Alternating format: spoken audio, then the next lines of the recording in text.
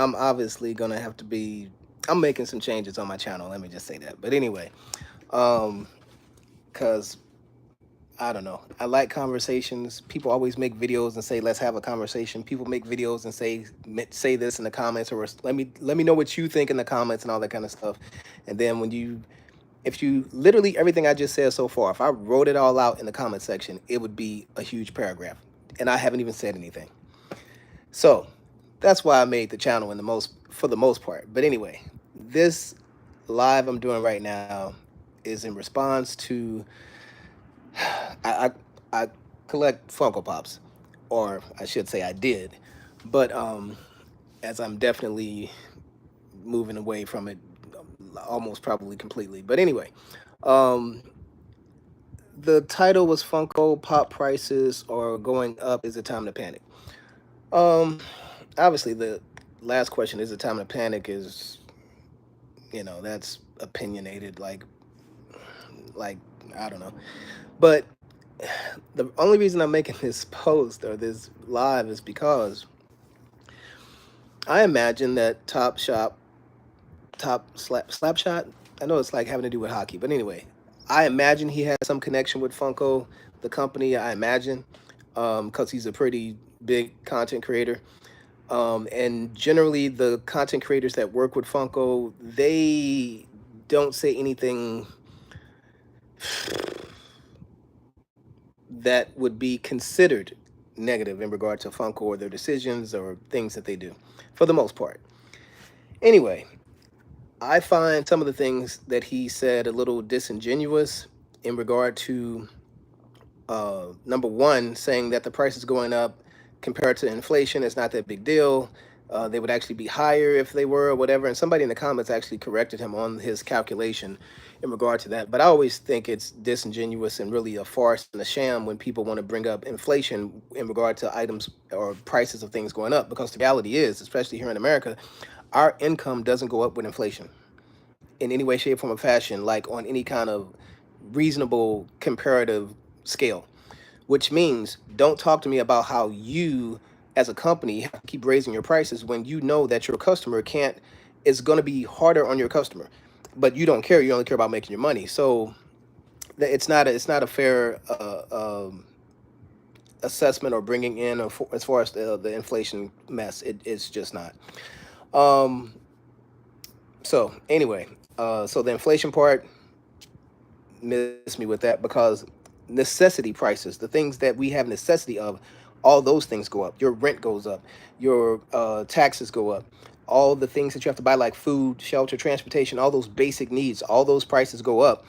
And then you're going to raise the prices on things that we don't need. Then I'm going to buy less of it or not buy it anymore. Real simple. Just matters at what point in your life you are. You make those mature decisions. Hey, how's it going? What's up? What's up? Appreciate it. Um, so so talked about the inflation part. Talking about Funko Pops, and um Slapshot made a post about the price going up and basically almost justifying or trying to justify it, and I'm basically debunking that mess. So don't talk to me about inflation prices. That's irrelevant.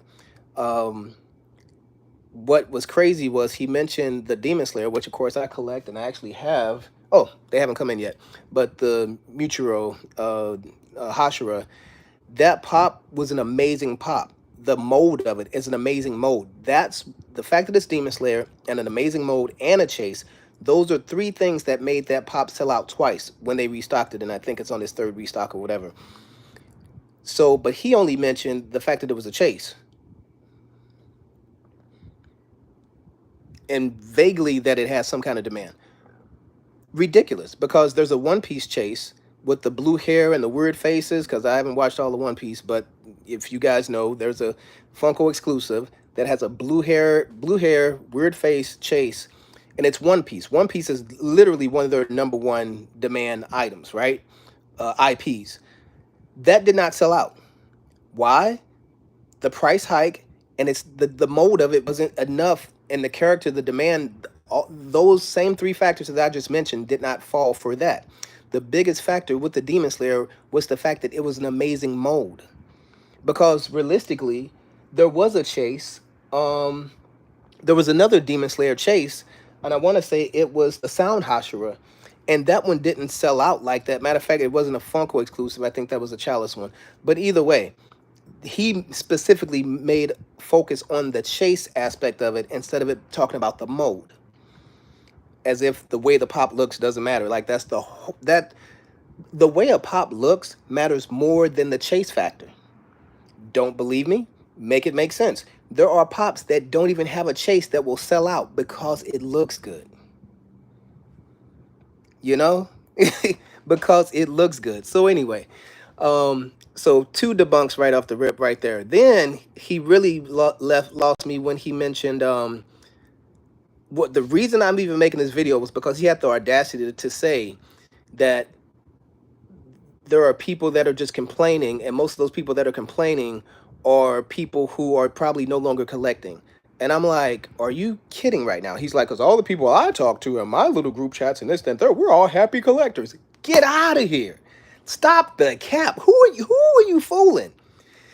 Most people, even if you don't like Gasolcast or whatever, have the same thought process of Gasolcast. That's why people stopped collecting. They stopped.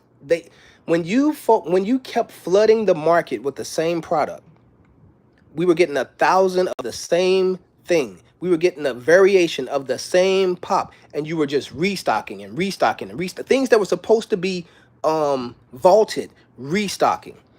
You don't say nothing about that. You capping for the company. And here's the biggest part: the people who made it possible for you to have a channel, the people who made it possible for us to even have Funko Pops, Mike Becker and Brian Moriarty, even they side with the mindset of the people who had all these same complaints, which is why they're not even at the company anymore. They made that company.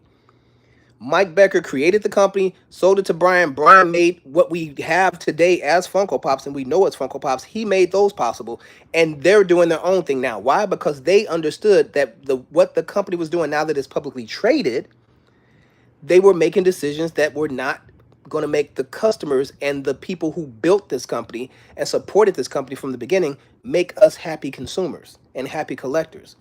Now, some people get their little fixes with gambling, NFT stuff. I'm sorry, I'm not going to be gambling. I ain't going to spend $30 to $100 on a chance at getting a physical pop. Miss me with that. No. You better off playing the game, getting a mystery box, or buying 6 pops to get a chase. Like, stop it. I'm sorry. I don't do the gambling thing for that. Like, I'm not for the. It's one thing to buy a lottery ticket for $2 or even $5 and not win the millions, but it's another thing to spend $30 to $100 and get like an animated picture. No, no, sorry. And it sucks because a lot of the NFTs look better than a lot of the other regular pops. It is what it is. But by doing that, by you putting a wall, a paywall, basically, from getting good stuff, you're teaching the customer that if you don't play our game the way we want to play it and play gambling, you're going to miss out on good stuff. And if you make it normal for me to miss out on good stuff, then I'm going to start coming to my real senses and understand that, guess what? Even if it's amazing pop, even if it's a good pop that I want, huh, I don't have to have it. And if I'm okay with not having it, now I'm not buying as much. Now I'm not caring when there's a new drop and it really looks good. I'm like, that is nice. But oh, they raised their prices. You know what? I'm not going to get it. So you're teaching your customer, aka kind of like, and this is funny, kind of like the Xbox people. You're teaching your customers not to buy your product. Just a little bit different situation. But bottom line is, you're teaching your customer base a certain behavior that is going to negatively affect your company, and that's not intelligent, nor is it great business. So don't be fooled and think that just because people are millionaires, successful, or whatever, that they are very intelligent or smart. It is normally not the case. Every time, like, think about it. Even a broken clock is right twice in a day. So people think they're more than what they are. So anyway, I just had to get that off my chest because I do not like when people, like, they call it glazing now, but when people glaze for companies, when people glaze for people who don't deserve it, or you really shouldn't be glazing for anybody, but I just don't like fakeness. That's why my name is No Realer. I don't like being fake. I don't like when people lie to people. I don't like companies lying to people. Like all the deceit, I'm not about it. And for you to come out here and talk negative about people who had valid complaints, and you diminish and kind of like not even respect those valid complaints and act like, oh, everything's happy in Funko Land, dude, cut a break. Like, we know people have left the collecting scene for a reason, not because they just for no reason. So anyway, I just thought that was ridiculous. And just to show, talking about, oh, stuff with value and get what you like, right? Wing Monkey Chase got some value to it. Rainbow Bright, the old school strawberry shortcake, Chase Lion, the new Demon Slayer back there. I got the chase of that over here somewhere. The chase with the Sandman in the Dream, of course, Max, and of course the new Ronin, the new Supersonic, the other Max, and the other one. I got the Shawshank, both of them. Got X Files, and these are just some things that are just at my disposal right now that I haven't even organized or whatever. I got the OG Animaniacs old school strawberry shortcake for my sister for her birthday coming up. Um, oh, trying to your hardest to understand. I'm sorry. So yeah, so just some cool things here. Um, what's that? That's another exclusive that came out. Some other cool things down here, other chases down here, other chases down here. Um, some other cool things. Got the whole Abbott Elementary down there and all that kind of stuff. Um, but yeah, so I got a bunch of. That's just the stuff that's like at my disposal right there. Of course, I got the Funko one as well. I got a few of those. Unfortunately, like that's another thing. They made so many of those Moby Dicks. I forget what's it called. Whitebeard Moby Dicks. They made so many of those that they literally destroyed the secondary market on that pop item. They restocked it so many times. People thought that was going to be a grail. It's not going to be anything, unfortunately. They literally ruined that. Hands down, they ruined that. Um, yeah, I got so many of those, unfortunately, thinking that was going to be something.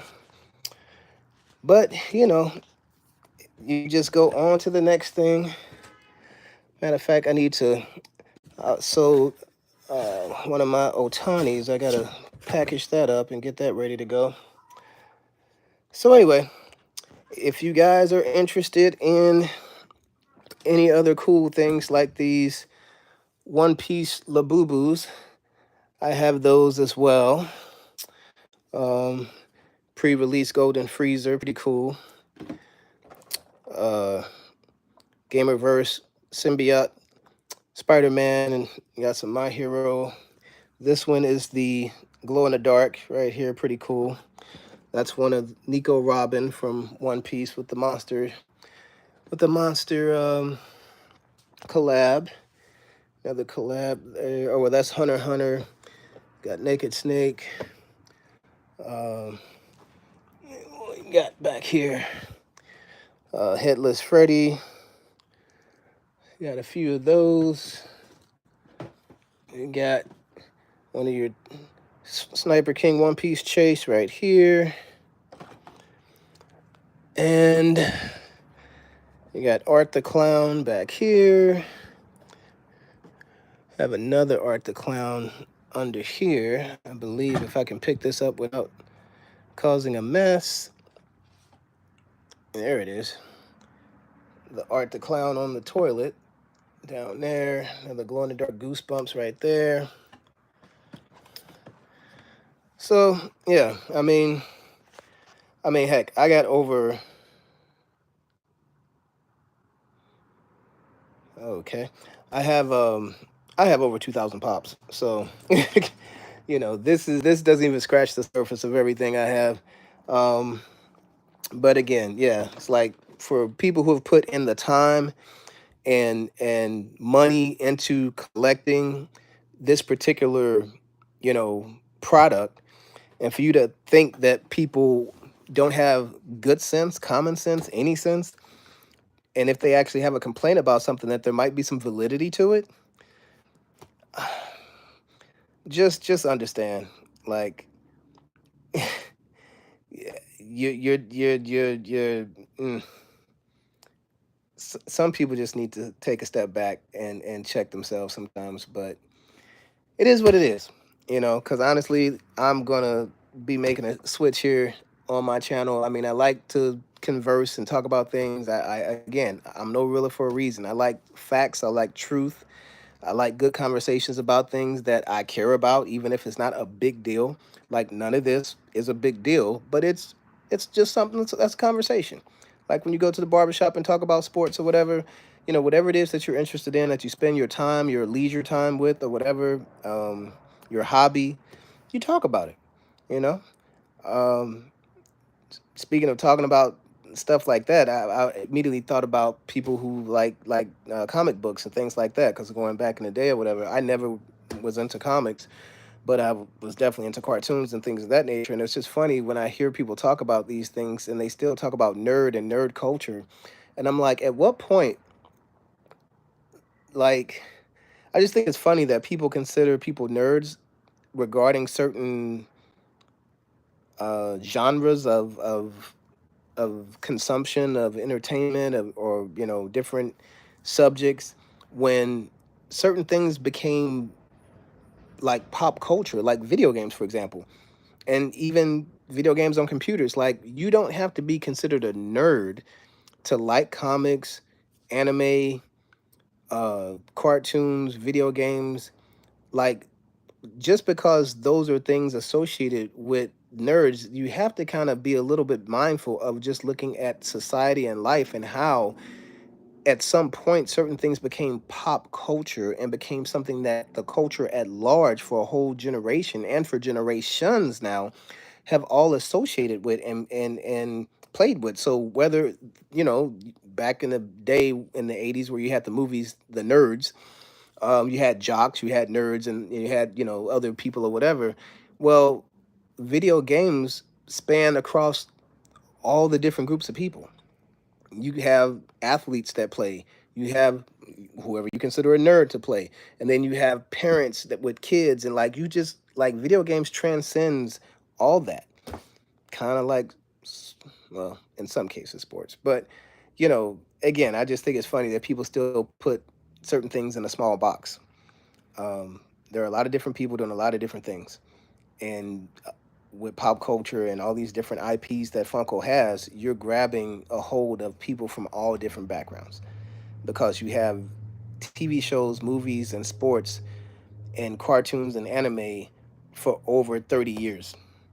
Even before that. I mean, they have everything from I Dream a Genie and Bewitched pops, and Flintstones, and the Jetsons, and Hanna Barbera, from before some of us were even born, all the way to the latest thing that's out today, or a new IP that literally just came out, like the new latest movie that just been created for the first time. They'll have a pop and an IP for that. So when you're considering that you have a platform and a customer base that spans over 50 years, and that varied in variety of different types of people, different groups of people, different likes, from music to sports to TV to movies to anime, like, you name it, they got something from it. So um, I think you should consider the fact that there are some smart people and some intelligent people that can articulate and conversate above base level things. Just saying. Anyway, I'll holler at y'all later. That was 20 minutes worth of specialness.